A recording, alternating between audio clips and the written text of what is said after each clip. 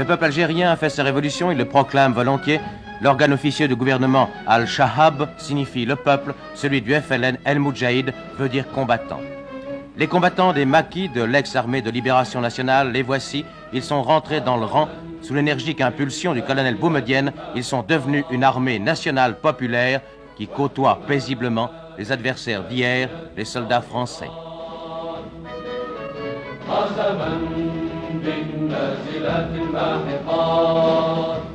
La page est tournée, l'OAS n'est plus qu'un cauchemar.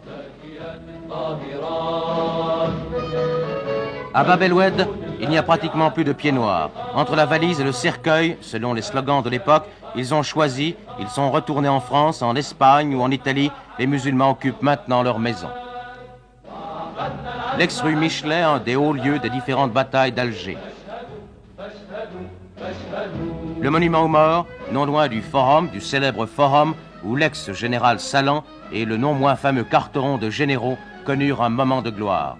Depuis, le forum n'est plus que la place du gouvernement.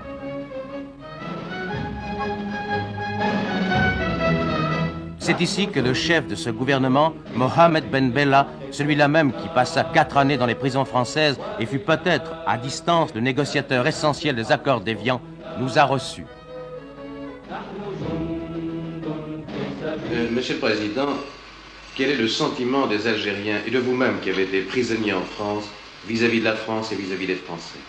Est-ce qu'il y a un ressentiment? Eh bien, je vous assure, je suis très à l'aise pour répondre à ce sujet. Il n'y a pas de ressentiment. Ici, nous avons souffert au point que nous avons dépassé, vous savez, le stade du ressentiment, de la rancune. Et vous n'avez qu'à vous promener à Alger pour le constater. Les soldats français se promènent, côtoient des soldats de l'ANP. Il y a rarement des incidents, très très rarement des incidents. C'est la meilleure preuve que vraiment. Est-ce que les Français qui sont restés ici, qui sont au nombre, je crois, de 180 à 200 000, oui, jouent le jeu? Oui, ils jouent le jeu. Et là, je me plais notamment à dire toute notre gratitude, tous nos remerciements au personnel enseignant notamment, qui fait un travail admirable. Je ne sais pas si vous avez assisté à la rentrée de l'université, mais c'était un des moments vraiment les plus pathétiques depuis l'avènement de l'Algérie et de l'indépendance. À propos de l'ouverture solennelle de l'université, vous avez mis l'accent sur l'arabisme, vous avez déclaré notamment « Même notre socialisme spécifique ne sera pas complètement valable tant que nous n'aurons pas retrouvé la langue arabe ». Oui. Est-ce que ça veut dire que c'est le rejet de la culture et de la langue française? Absolument pas. Absolument pas. Au contraire, c'est l'ouverture vers la culture française et les autres cultures, le panorama des cultures universelles, mais à partir cependant d'une base, de quelque chose qui nous appartient. Voyez-vous, j'ai dit que le socialisme ne serait pas véritable chez nous tant que nous n'aurons pas recouvré cette dimension qui nous manque, parce qu'un socialisme, ça s'exprime aussi. Et on ne l'exprime pas bien dans une langue étrangère, même si c'est cette langue, bien, on l'a utilisée pendant des dizaines d'années. On a parlé beaucoup en Europe, on a fait pas mal de commentaires à ce sujet. Le Parti communiste algérien a été interdit. Pourquoi? Il a été interdit parce que le programme de Tripoli stipule que l'avenir de notre révolution dépend de l'union des forces qui se sont retrouvées lors de la lutte de libération. Et c'est prononcé contre la pluralité des partis. Il n'y a pas à faire en somme une entorse pour le Parti communiste, tout simplement. Il a été interdit au même titre que tous les autres partis. Non, mais c'est parce qu'on dit volontiers en Europe, voilà, l'Algérie est indépendante et l'Algérie est une république démocratique et populaire, une république communiste.